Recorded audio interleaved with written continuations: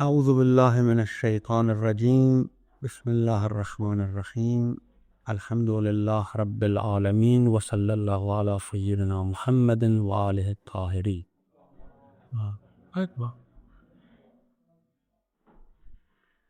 Verse number 80. الذي جعل لكم من الشجر الأخضر نارا فإذا أنتم منه توقدون أوليس الذي خلق السماوات والأرض بقادر على أن يخلق مثلهم بلى وهو الخلاق العليم إنما أمره إذا أراد شيئا أن يقول له كن فيكون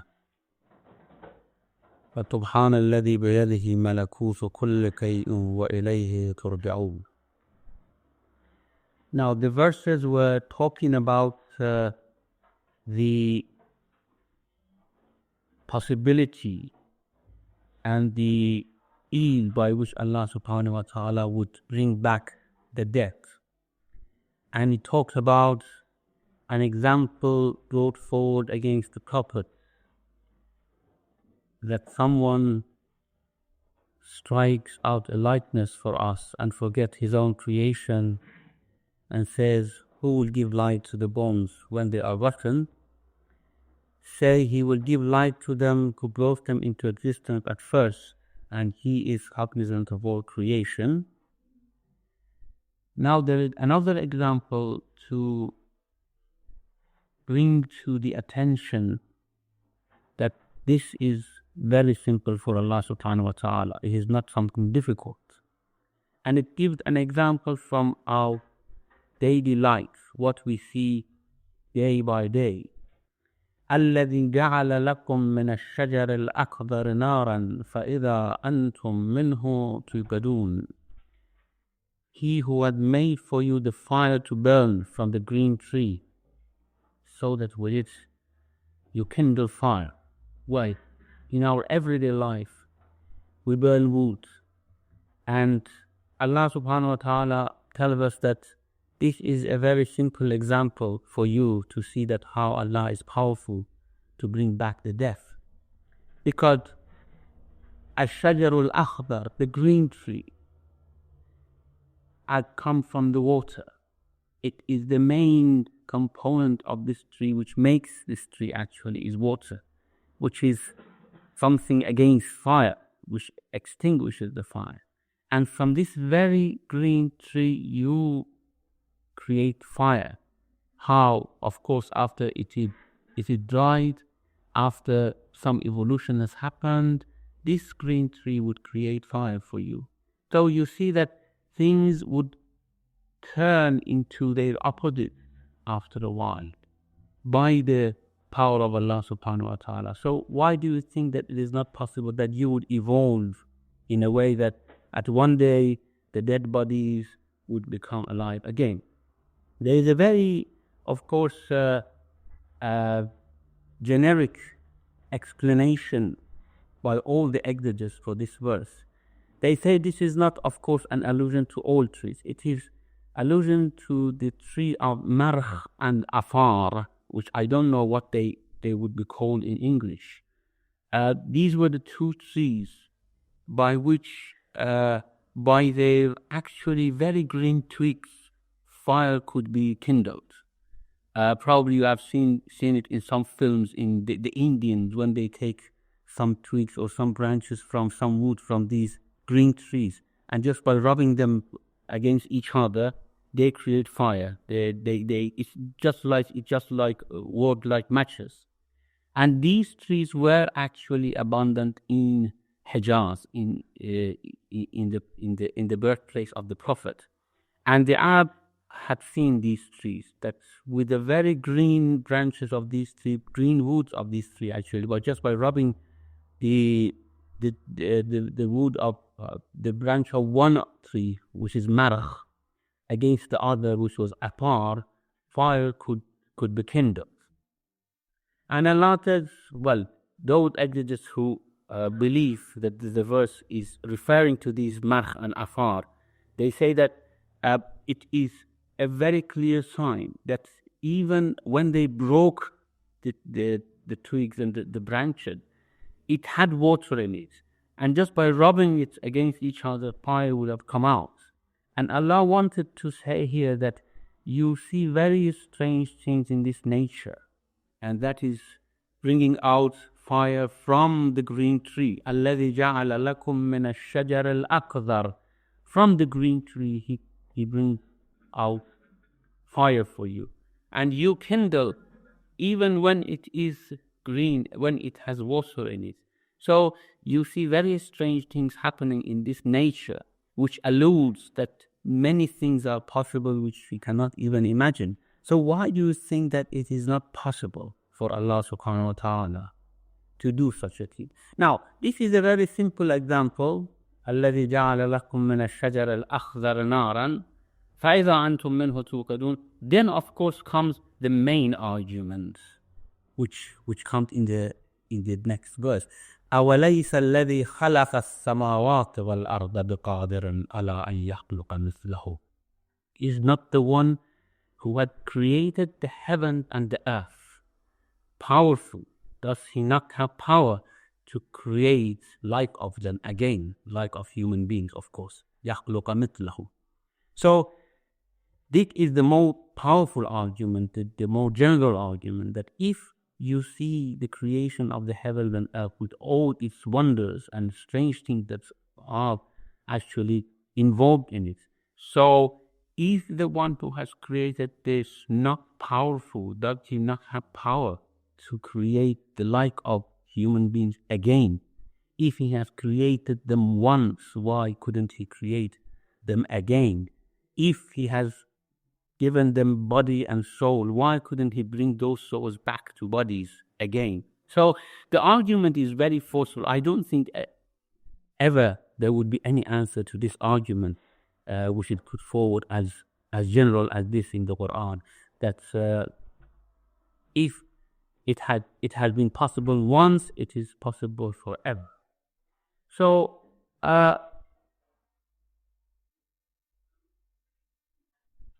the argument, of course, is about giving life to the deaf again. So it says, أَوَلَيْسَ الَّذِي خَلَقَ السَّمَاوَاتِ وَالْأَرْضِ. Is he who created heavens and earth does not have power, is not able to create the like of them?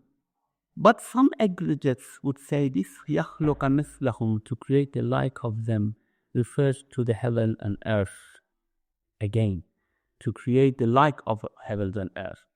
And however, there is a problem with the pronoun, because if it was referring to heaven and earth, it should have been أَن يَخْلُقَ مِثْلَهُنَّ, not يَخْلُقَ مِثْلَهُم, because hum is for intelligible creation, not for unintelligible.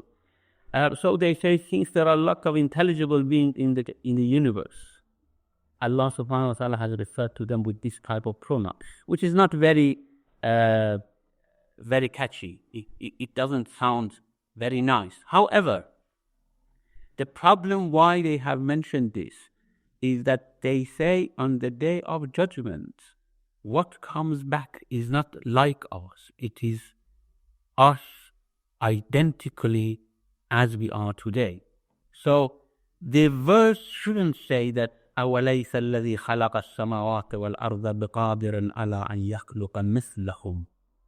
Should say عَلَىٰ أَن يَخْلُقَهُم مَرَّةً أُخْرَى, to create them once again, not to create like of them. When say like of them, it means that he has not brought them back to life.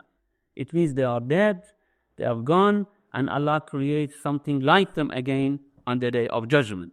So that's why they say that it is better if we refer this mithlahum to heavens and earth rather than to human beings, because this doesn't match the argument. The argument is how God brings these rotten bones back to life.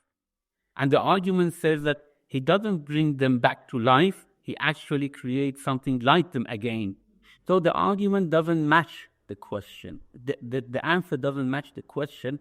Therefore, they have opted for this awkward type of explanation grammar-wise. It's awkward grammar-wise because it doesn't match, the pronoun doesn't match what is the first. Now, Of course, there are those who say this refers to Day of Judgment. They have, of course, reason for it. Now, there is another verse in Surah Ahqaf which says, الذي خلق السماوات والأرض ولم يعي بخلقهن أوليس الذي خلق السماوات والأرض ولم يعي بخلقهن بقادر على أن يحيي الموتى. This is a very, very direct reference to the same thing. In Surah Ahqaf, the verse goes like this: Is not the one who created the earth and heaven and did not get any annoyance or tiredness from creating them able? Doesn't he have the power to bring back the dead to life? Allah an yuhya al-mawta, to bring the dead back to life. So it is the same argument with a different phrase, mentioning the power of the one who created the heavens and earth over the creation of human beings, bringing the dead back to life again. So this verse should be, this is an argument of those who say Mithlahum refers to human beings. This verse should go in the same vein. So Allah subhanahu wa ta'ala actually is fighting the creation of heaven and earth, which is much, much, of course, bigger than creation of human being. As it is mentioned in Surah Mu'min, لَخَلْقُ السَّمَاوَاتِ وَالْأَرْضِ أَكْبَرُ مِنْ خَلْقِ النَّاسِ. The creation of heavens and earth is bigger, in showing the power, of course, of Allah subhanahu wa ta'ala than creation of human beings. So, if that verse refers to such an argument, this verse should refer to the same argument as well. Now, the problem remains, are we going to come back exactly identical as we are today on the Day of Judgment? Or it is like us which comes back? This is the question. Now, the answer is that the question here, the problem here is about giving life to rotten bones again. Now, the human beings come back to life identically as they are. But how about the rotten bones? Do they come back identically as they are? Do they come back exactly the same as they were in this world? Now, we know that human body is in constant process of evolution. Our cells die and new cells come and replace them every day, every hour. So you cannot say that, well, you can't say I am the same person as I was last month. But you cannot never say that my body is the same body as it was last month, can you? Even it is not the same body as it was last night.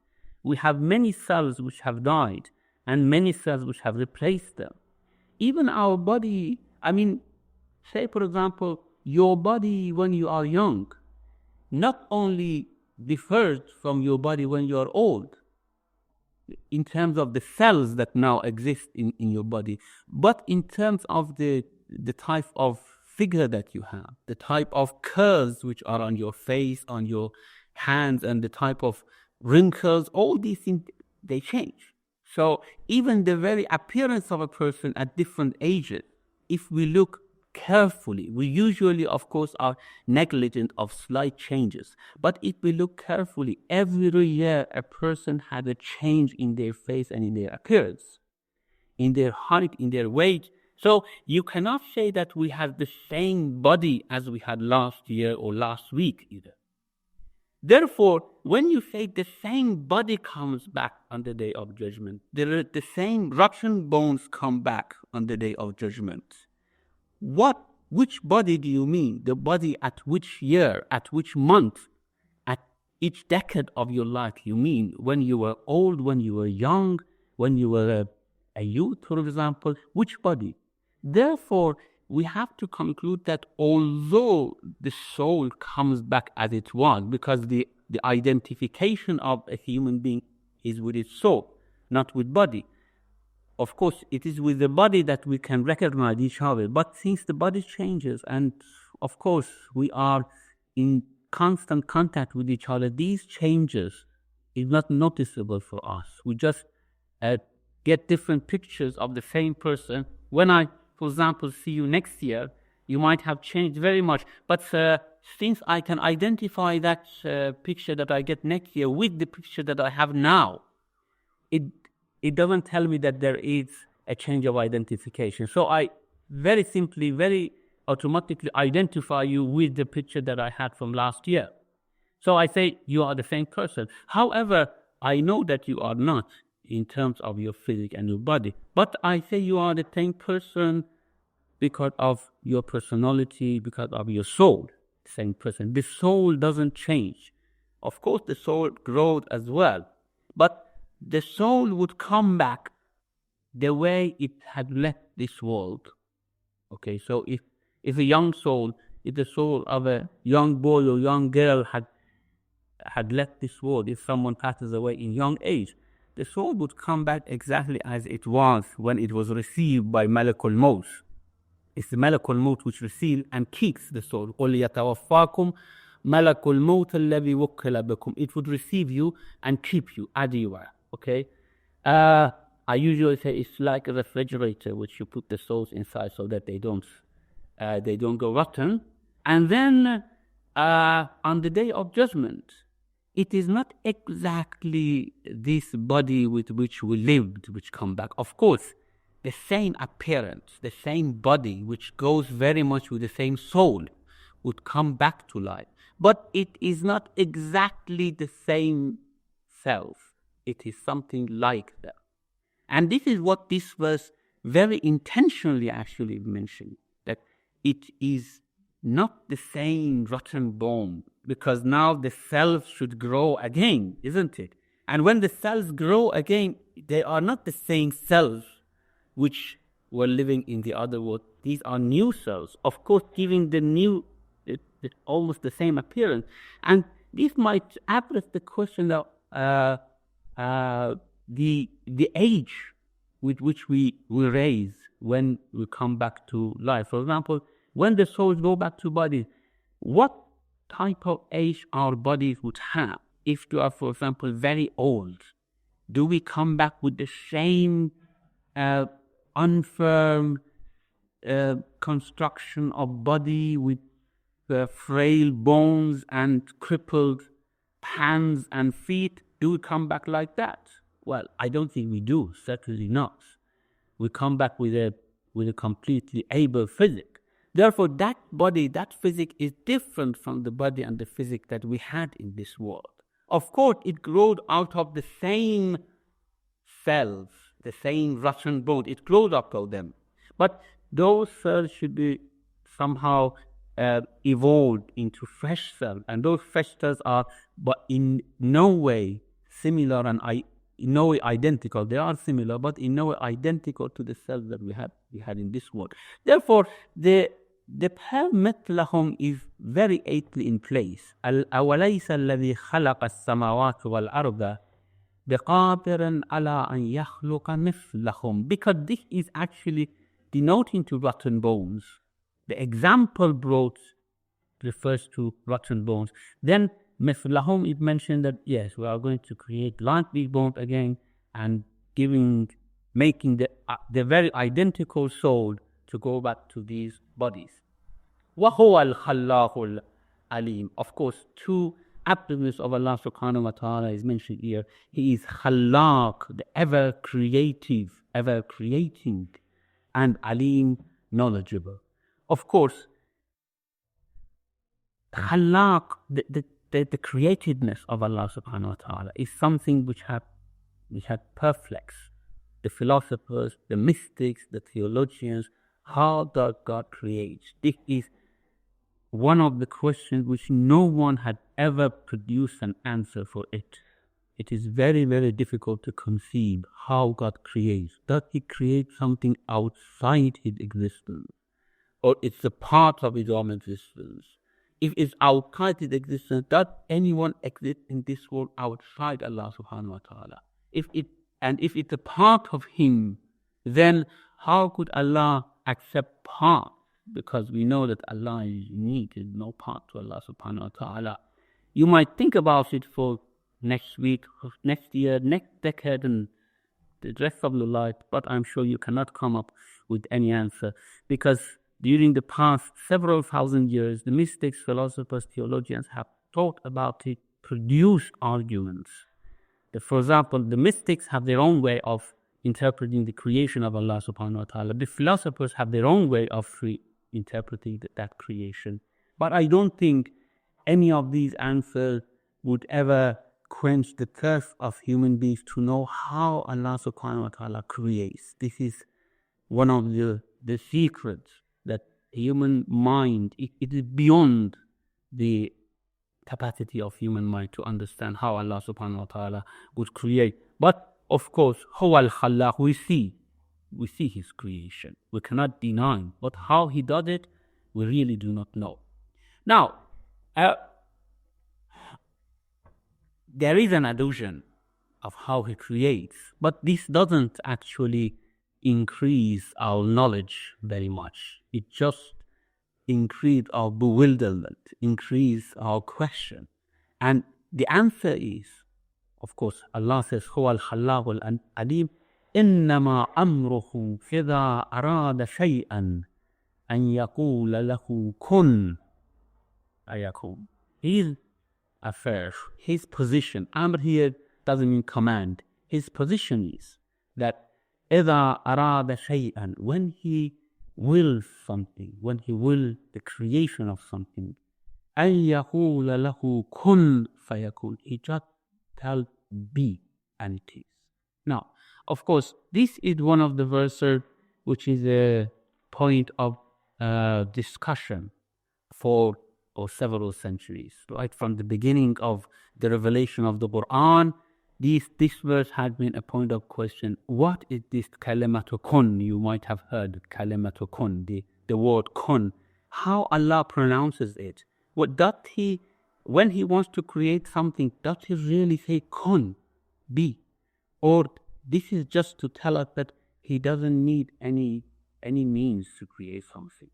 Now, in Nahjul Balagha is superb in explaining these issues relating to Allah subhanahu wa ta'ala. I don't think you can have such superb and sublime expression from any companion. I mean, you could compare the knowledge of Amir al-Mu'minin Ali alayhi salam with the knowledge of the rest of companions just by seeing the expressions that he uses about these very deep and subtle verses of the Quran.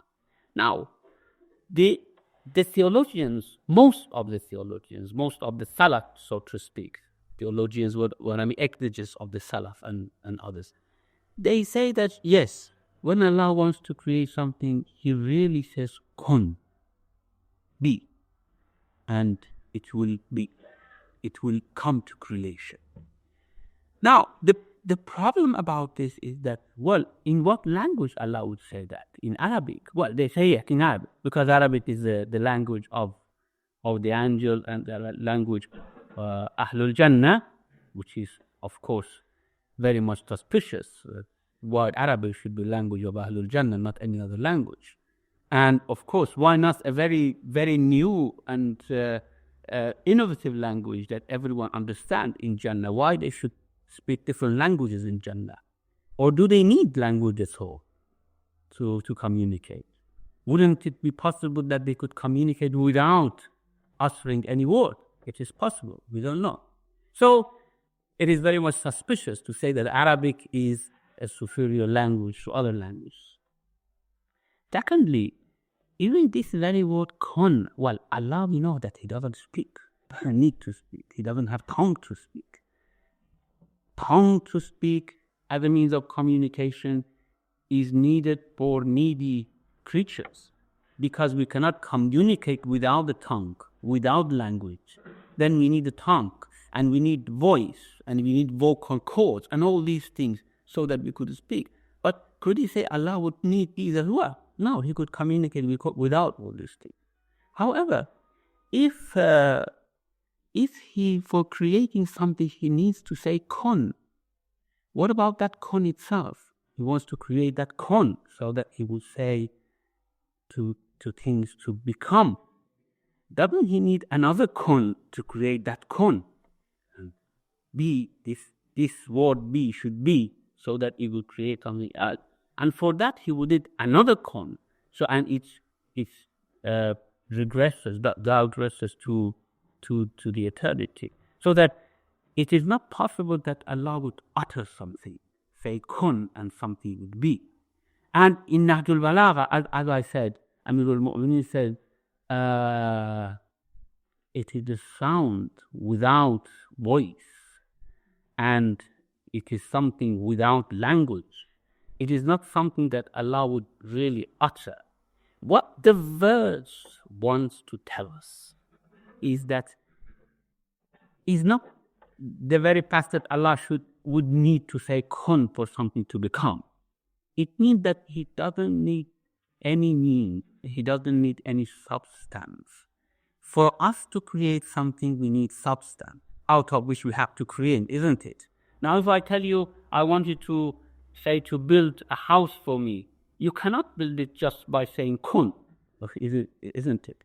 You need mortar, you need bricks, you need glasses, you need metal, all these things you need to create, to build the house. And whatever, anything that is created in this world and we see, it comes out of the substance.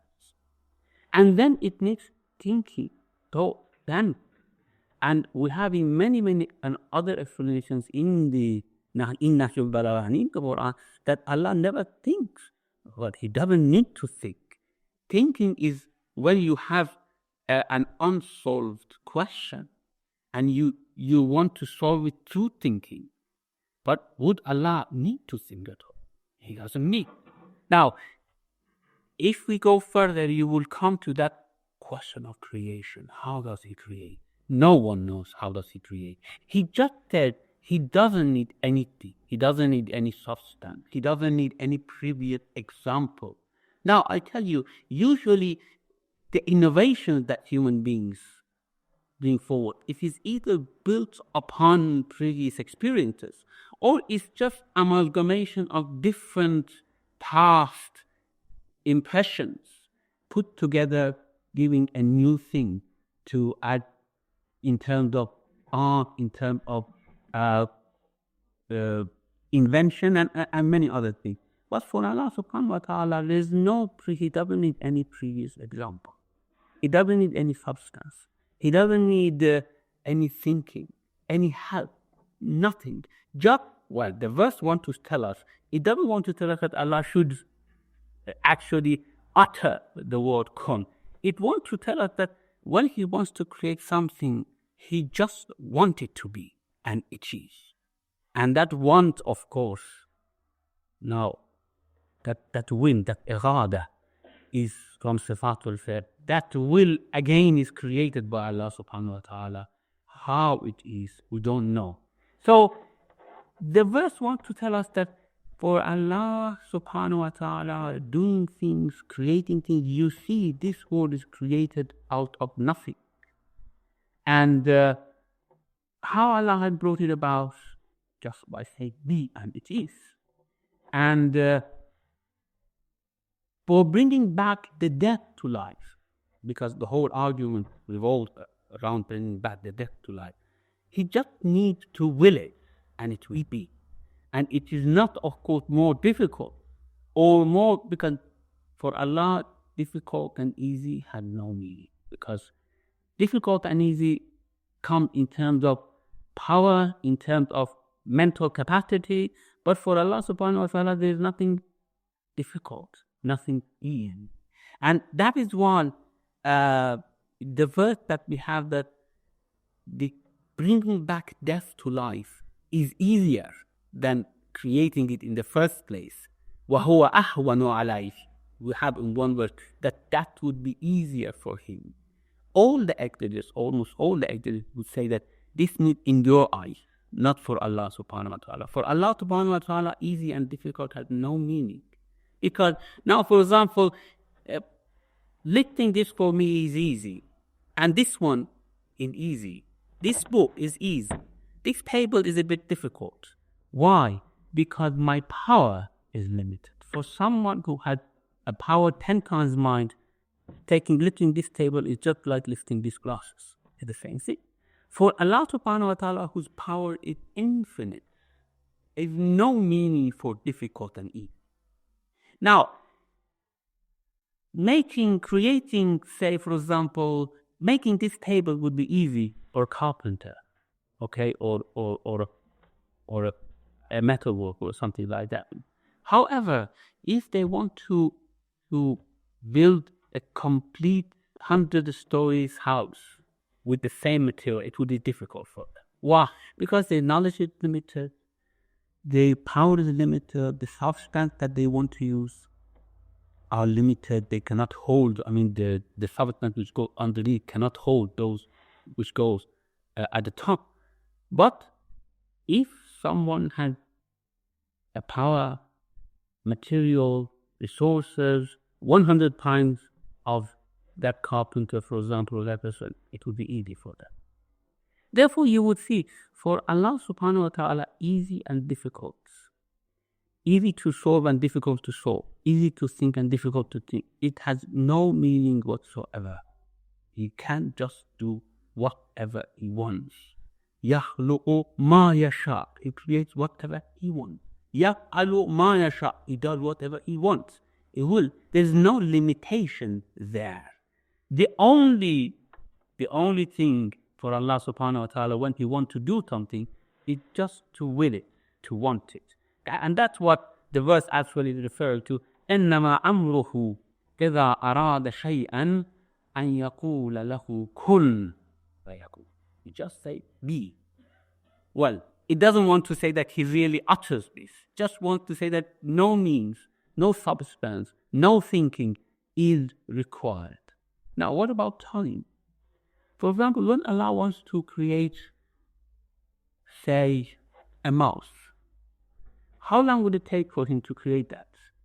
Compared to when He wants to create a human being, and compared to when He wants to create, say, a puppet or an angel, does it take different times for Him? Well, no, because His power is not limited. Time comes in when our power is limited. Now, when I tell you that I want to assemble a radio, you say it would take me 1 day. If I tell you I want to assemble a Boeing, for example, you say with 100 workers it would take 1 month, okay, because it's much more complicated, much more difficult. Now, what about Allah subhanahu wa ta'ala? Does time come in His creation at all? Well, no, because His power is not limited. His resources is not limited. His understanding is not the right word, but just for the ease of communication, His understanding is not limited. And well, after all, He has created the time itself. So when He creates, that time doesn't come in as well. He creates instantly, immediately, whatever He wants. Now, of course, as we discussed this previously, He might bring the time as a part, as a dimension of His creation, which of course makes it more complicated. He wants to create human being. He just tells it be, and it is. But He said be in this period of time. Not that I need to work you out gradually. No. Be, and I have given you a time dimension as well, so be in this period of time. So when He says to human race, okay, human race, not a human being, be. Now, the human race is created altogether. However, it gives the time dimension as well, not to work it out day by day, but to make His creation as it is, as we understand it, to make it possible for all these steps and pleasures and joy and sadness and happiness, to make it possible for us, not for Him. For Him, of course, is all instantly done. And this is what we mentioned previously about 2 aspects of every creation. One aspect which goes back to Him, which is the malakut of everything, which is the instant aspect. What the aspect is directly related to Allah subhanahu wa ta'ala. The other is the mulk aspect of it, the aspect which comes into qadar of Allah, into measurement of Allah subhanahu wa ta'ala, and it goes gradually. Of course, that which goes gradually is related to the creation itself, not to the creator. The creator has created instantly. And this is what he actually mentioned here very clearly. إنما أمره إذا أراد شيئا أن يقول له كن فيكون. This is the malakut of everything. When he says be and everything is. And then he said, سبحان الذي بيده ملكوت كل شيء. So purified, glorified is him in whose hand is the malakut of everything, every being. Every being is directly related to him because he had willed it, and it is instantly. Now, according to a measurement, it is possible, but that measurement doesn't mean that Allah comes along that measure. No, that measure is a part of the creation. Allah doesn't come along with it. Allah had created it instantly, and that is the malakut of that thing. Everything, every creation in this world had a malakut and a mulk. The malakut is the instance aspect of it, which doesn't have any time, as it is referred to in Surah Qamar. إِنَّا كُلَّ شَيْءٍ خَلَقْنَاهُ بِقَدَرٍ. Of course, we have created everything with a measurement, but when it comes to وَمَا أَمْرُنَا إِلَّا وَاحِدَةٌ كَلَمْحٍ بِالْبَصَرِ. But our command, when it comes, it is just like a blink of an eye. Of course, it is much less than that, but we don't have any measure to measure that instant. Well, instant time could not be measured by us at all. So when it comes to us, to our command, it's just immediate, instant. But of course, إِنَّا كُلَّ شَيْءٍ خَلَقْنَاهُ بِقَدَرٍ. Everything we have created with a measure. So purified is the one. Purified, of course, glorified is from what you say, that he cannot do these things. He cannot bring death back to life. He is purified from what you say. He is glorified from all these nonsensical attributes that you give to him. Which, of course, الَّذِي بِيَدِهِ مَلَكُوتُ كُلِّ شَيْءٍ, in whose hand is the malakut of everything. Or in other verses, you have malakut السَّمَاوَاتِ وَالْأَرْضِ, the malakut of the heaven and the earth. وَإِلَيْهِ تُرْجَعُونَ, and you would return back to him. Now, I think I need about 15 minutes to talk about this. إِلَيْهِ تُرْجَعُونَ. I leave it for next week, inshallah. And then next week we start. I thought, now I want to discuss this with you as well. I thought one of the suggestions, which was about Surah Tawbah, is very interesting because Surah Tawbah had many different aspects to it. It first of all had lots of jurisprudential concepts and ideas in it, which are very much our current issues. Secondly, it had lots of historical facts and backgrounds which could be discussed. Especially, it is important in terms of our own Shia belief about companions, because it talks about the companions of the Prophet around the time of his demise and how they actually interacted with the Prophet, reacted to his orders. It is important as well. And also many other concepts, theological concepts which come in. So if everyone agrees, we could start with Surah Tawbah from next week, inshallah. Otherwise, if there's any other suggestion, we might discuss it. So Surah Tawbah is silent. It means that everyone is agreeing. Assalamu alaikum. Mashallah, taking the couple of announcements quickly. Mashallah, think of the question. Next Friday, that is 20th of May, inshallah, we have Sheikh Waizi and his subject will be our Wilayat al-Faqih. And please remember, we start our program at 8 p.m. sharp so that we can finish it. We try to finish before Maghrib, because even the Friday next week, the Maghrib will be nearly about 9:20. So we don't make it very late. If we try to keep the question and answer after, hopefully we finish it before the Maghrib. And Sunday, Saturday of May, we have a seminar related to Imam Hassan Askari alayhi salam, and Sheikh Baumkur has accepted the invitation to speak on it. The subject is his leadership at the turbulent time, that is the leadership of Imam Hassan Askari in the turbulent time. And we start to go back here with the dinner, inshallah, and very short talk by Brother Ahmad Waisi, the editor of Muslim News, and he going to speak on the current turbulent times. So the program is the child gear. They must start on 30th of May, inshallah, Sunday. And now we proceed to the question and answer. Brother, sister. Yeah.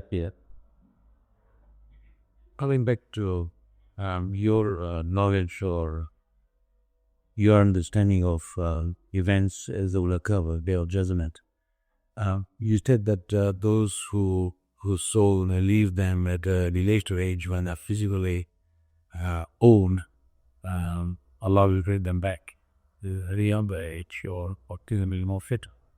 It is a corollary true for very young children. Is your understanding? I know you don't need an answer, but it's high key. Yeah, that it understand that very children would also be brought back at a more bitter age. Because as a human being, such things do come into one's mind, isn't it? The best example is probably the time of Hajj, when the 2 million people, so we are now talking about 1,000 times more people, 20 billion people, wherever, we all had to be together, all age groups, scramble, the need, the shelter, the food, the clothing, the food, the sanitation needs, all the topic. Yeah. We're fitter, we've seen Hajj more fitter, run better. Yeah. Yeah, the physical needs are there. Yeah, as you said, lots of the provisions are needed. So we don't know really how that's Day of Judgment, that claim on which all these people come back to life would be like. They come back out of their grave. Of course, it's a huge plane because people have died in different places of this earth. And the earth would be somehow elongated itself, would be much, much bigger. And the dead would come out of their grave on different continents. So you will see a large plain which is just swarmed by people everywhere. And then, of course, food is needed probably, yes, and water is needed probably. And if they are needed, sanitation is needed, all these things. But we don't know how it works. We really don't. The transport, yeah. We have one hadith that from the Prophet saying that every person would be walking on the Day of Judgment except poor. One of them is Prophet, the other is Amir al-Mu'mineen. The other two I do not. One is Fatima to Zahra said, and the other I do not remember. The other one I do not remember. So there is no means of transport, just walking through.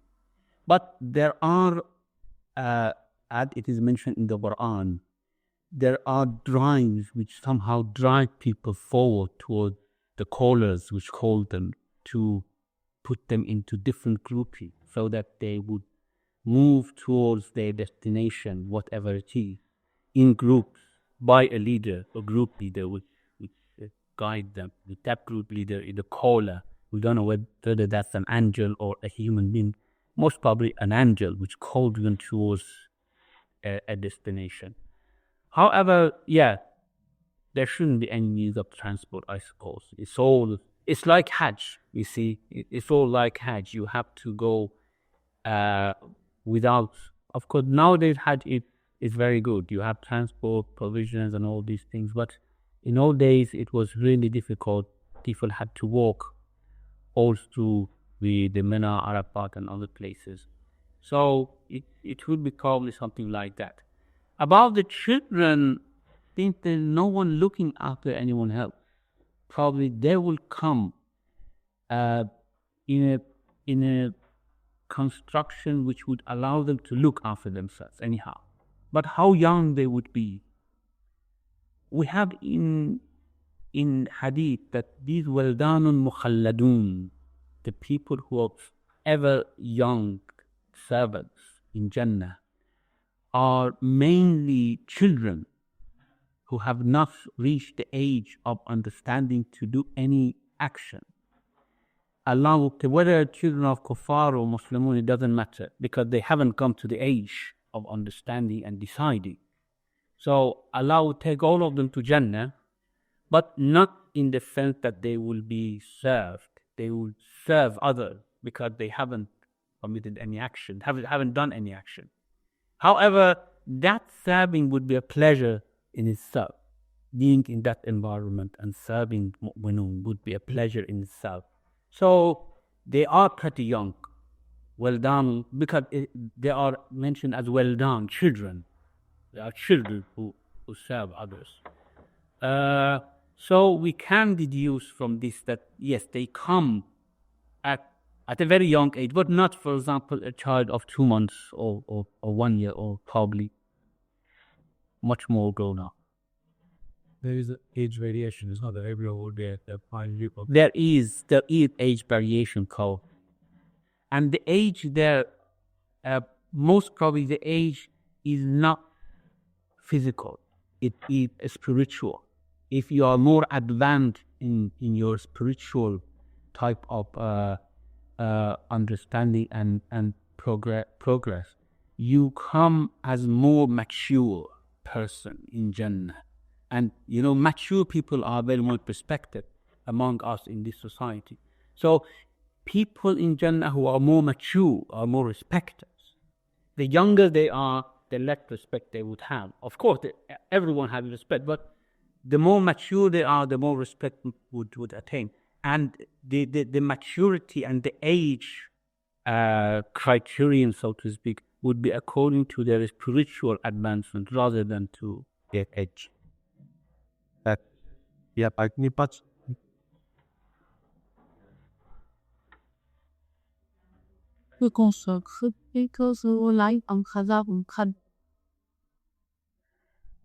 Yeah, Qadar is the measurement by which Allah subhanahu wa ta'ala has measured everything which will happen until the day of judgment. So when we say something has happened due to Qadar, it means due to previous measurement of Allah subhanahu wa ta'ala.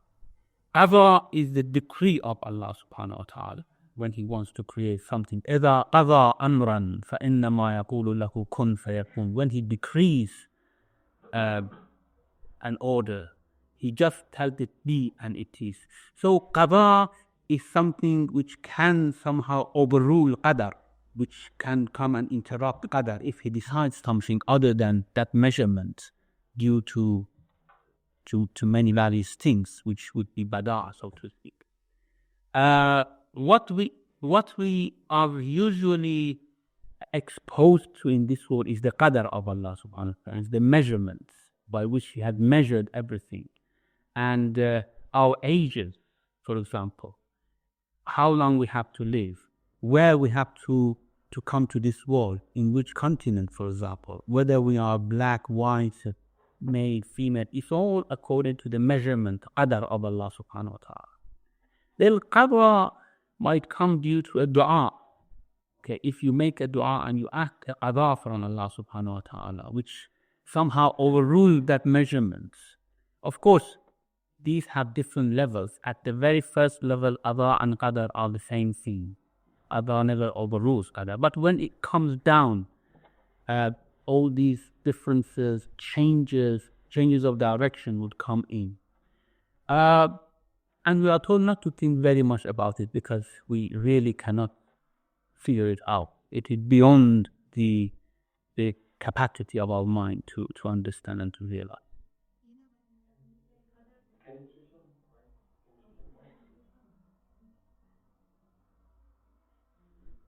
When you say that Allah found hearts which state country we are born in and what ethnicity and so on and so forth. So is the spiritual level of that we're going to reach also decided by Allah before we are born? And is that fair? Well, certainly it's fair, because this sense of fairness is given to us by Allah subhanahu wa ta'ala. So He can judge what is fair and what not fair. But you see, there are two aspects to it. One aspect is that when you say, had He decided beforehand, there is no beforehand and afterwards for Allah subhanahu wa ta'ala. He has just measured a bit. And it's all at once. There's no before here. When it comes to us, which are ruled by the measure, then this before-after point is meaning. However, He has actually made this very complicated system in a way that your decisions is a part of that measurement. He had actually included your decision into that measurement. If it's a paradox, I know, it is something which is very, very difficult to perceive. However, this is what He tells us. He tells us that you do not understand it, but this is how I have done it.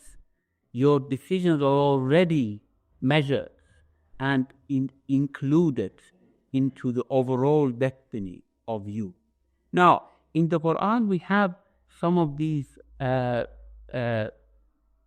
arguments of people who believed in the predestined affairs of everything. وَقَالُوا لَوْ شَاءَ الرَّحْمَنُ مَا عَبَدْنَاهُم. They worship idols. And they say, isn't everything in the hand of Allah subhanahu wa ta'ala? So if He wished, we wouldn't have worshipped them. And if we are worshipping it, it's because of a measurement of a destiny that He has already destined us with. So, لَوْ شَاءَ الرَّحْمَنُ مَا عَبَدْنَاهُم. Now, Allah said, مَا لَكُمْ بِذَلِكَ مِنْ عِلْمٍ. They have no knowledge about it. إِنْهُمْ إِلَّا يَظُنُّونَ. This is, of course, a very strong guess. Than is strong guess. They think if everything is in the hand of Allah, so what we are doing now should have been decided already, and it should be in hand of Allah subhanahu wa ta'ala. And so Allah said, this is a zan, this is a strong guess. But He said they don't have any knowledge about it. I really have not done it as they say. It's not pre-decided by me. Of course, everything is pre-decided by Him, but in a sense that in a way that your decisions are already included in that predestination. Because as I said, for Allah subhanahu wa ta'ala, there's no time. He does everything immediately, instantly. When it comes to measures and to us, we go through all these things and our minds is perplexed. We do not understand it. We just have to accept it, that Allah had taken into consideration all these things. Although everything is already set, although already we are in Jannah and in hell, in His eyes, okay, already it is done. However, it is due to what we do in this world. How it goes, how it works, well, of course, if you could figure it out, Allah would have been a very simple type of thing to analyze, and His creation would have been very simple to analyze. It is very difficult to analyze. Yeah. We can come and mention every over to so my question is concerning the verse where it's kun fayakun, at the point that every single creation, whether jinn, imps, angel, or anything else for that matter, is in fact from the word of Allah, from that kalimah.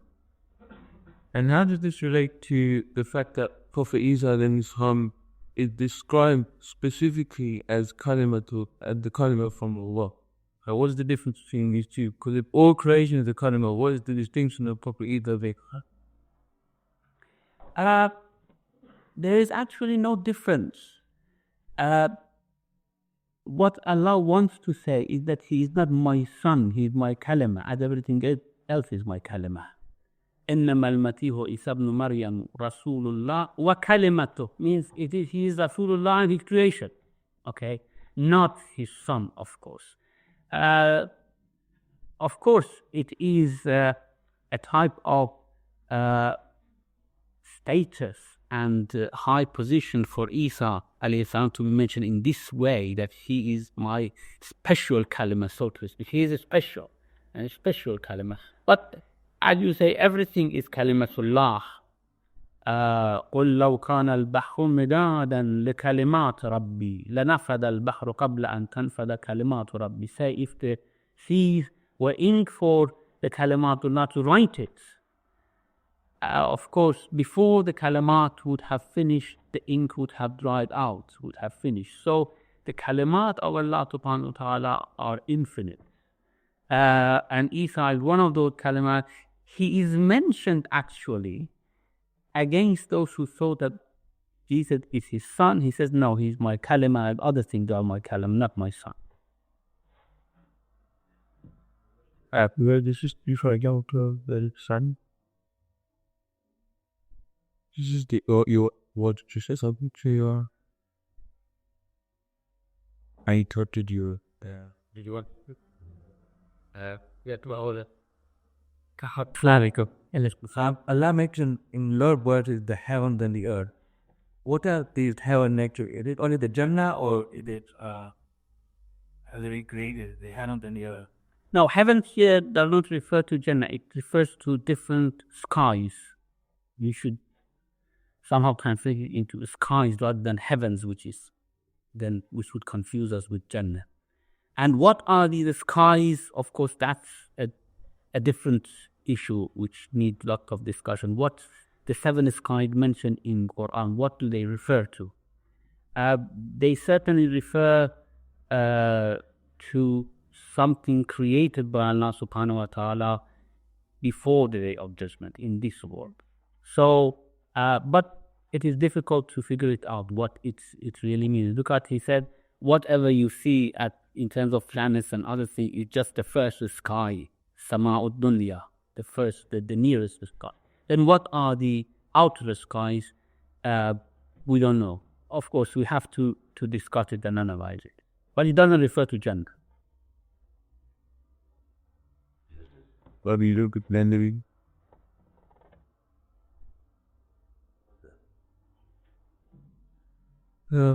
Bobby, Michael, we understand that in terms of creation of the heavenly earth, it's suggested that it was created over a period of time or 6 days. So in terms of function, how does that relate to it? And the other issues, we also talk about creation of man or human beings that he created by his own hands. Similarly, here last week we were discussing about creation of the cows. He created by his own hands, willing it way to be in the. Yeah.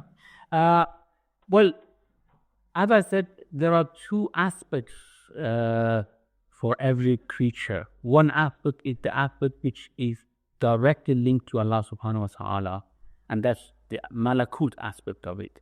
That is instant and immediate. So when Allah wants to create the seven skies, the heavens and earth, He just tells be and it changes. However, it tells be with this amount of substance, with this amount of particles, for example, this amount of whatever, and in this amount of time.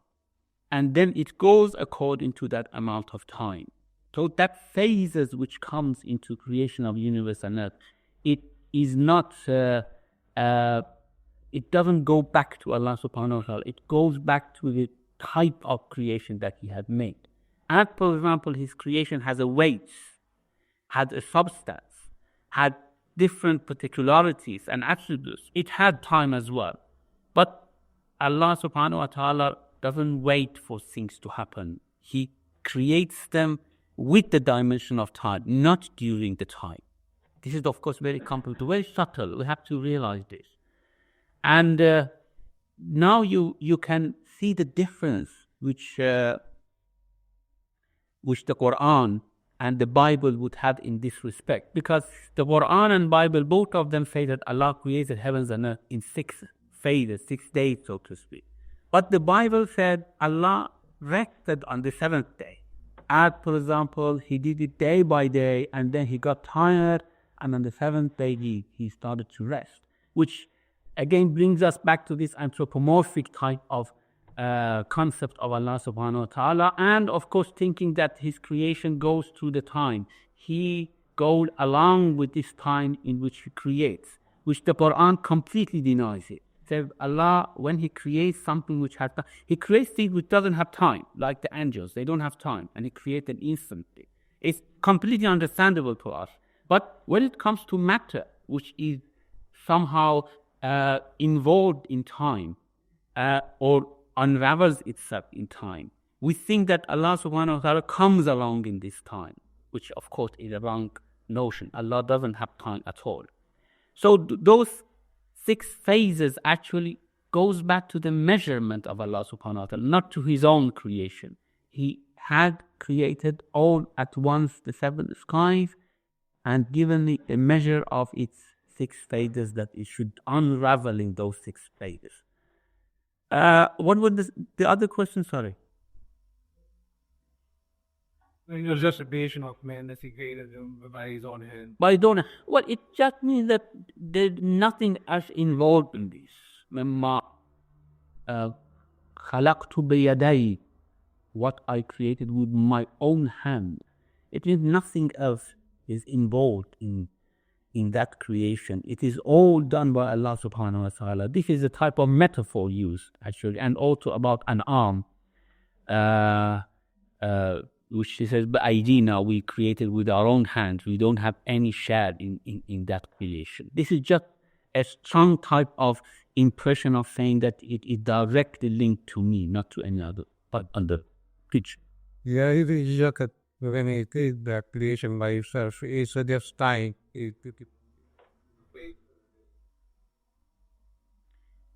You see, that time is also created by him. You see, he doesn't come along with that kind. That time dimension is also created by Allah subhanahu wa ta'ala.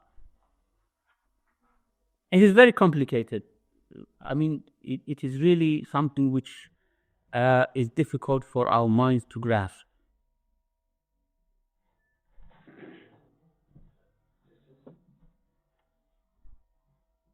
We'll come back here the back here into there, and then we'll look up line. I just wanted to ask if there was any, there obviously is, but if you know what significance of finding 6 days and why they split up into 4 days and 2 days. I think it could offer the earth and 2 for the sky. We must put the 0.6 day. One, I mean, if it was 8, you could say what was the point of 8, or if it was 10, you could say what was the point of 10. It's just how Allah has created 6 phases. However, of course, big 4 and 2, which is mentioned in Surah Yaseen, is not exactly falling into those 6 phases. If I find the verse in Surah Yaseen, which is of course very much difficult, these verses are very much discussed by the exegetes. Here it says, قُلْ أَإِنَّكُمْ لَتَكْفُرُونَ بِالَّذِي خَلَقَ الْأَرْضَ فِي يَوْمَيْنِ وَتَجْعَلُونَ لَهُ أَنْدَادًا ذَلِكَ رَبُّ الْعَالَمِينَ. So, do you disbelieve in him who created the earth in 2 days? So the earth itself was created in 2 phases. Okay.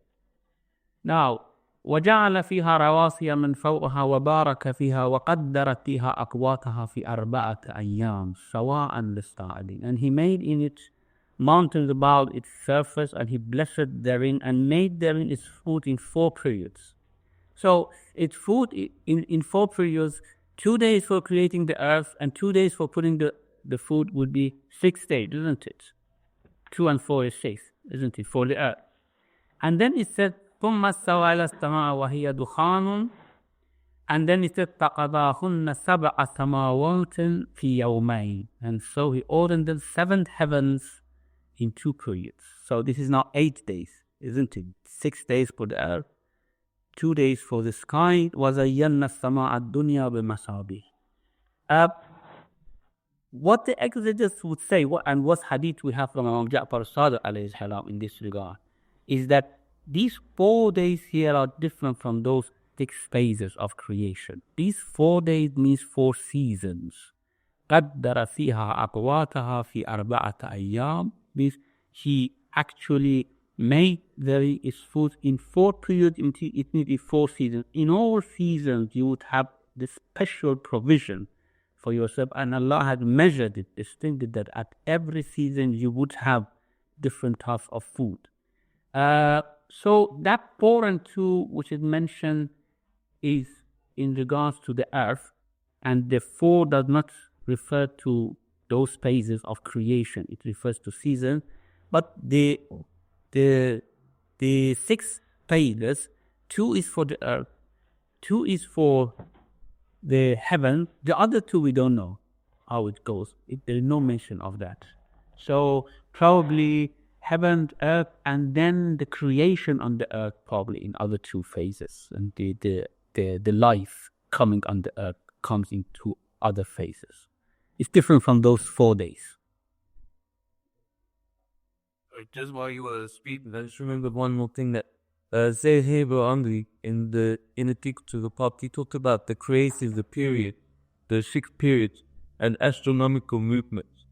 So one complete astronomical movement. I'm not sure exactly, but yes, talks about.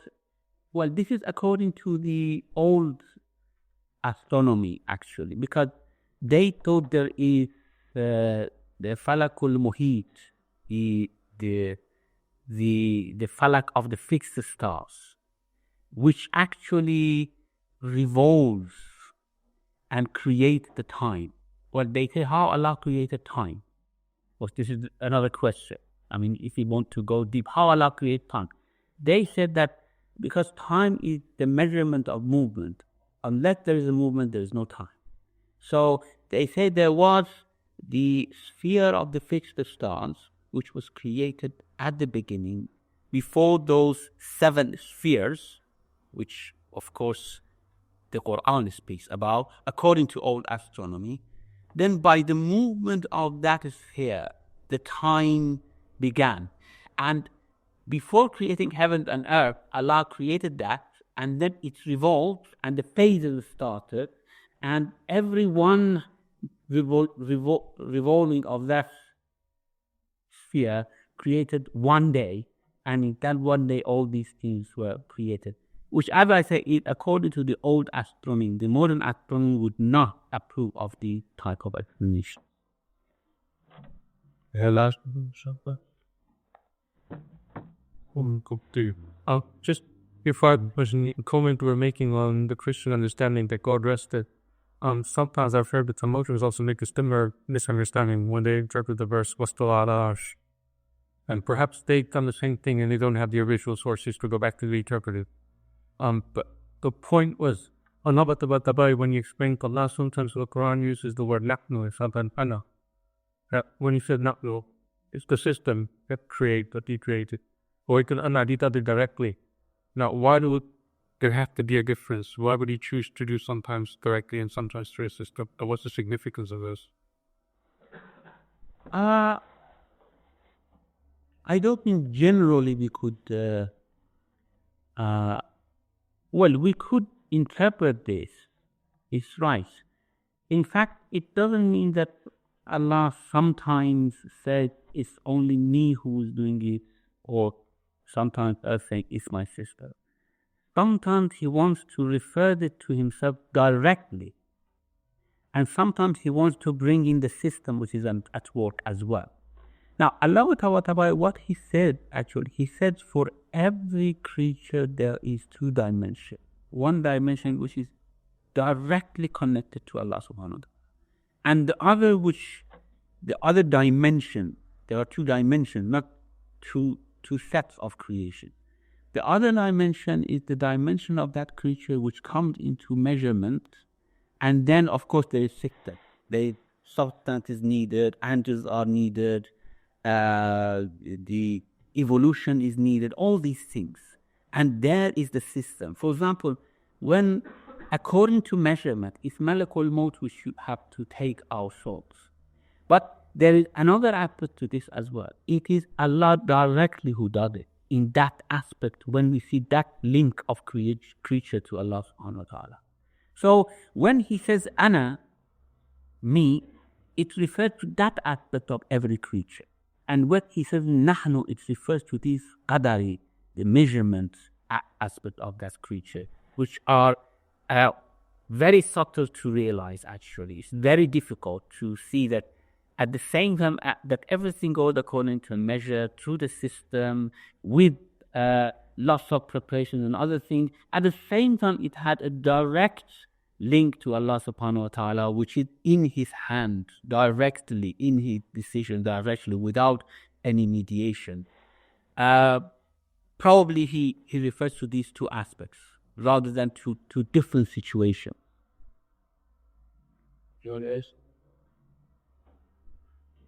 Allah,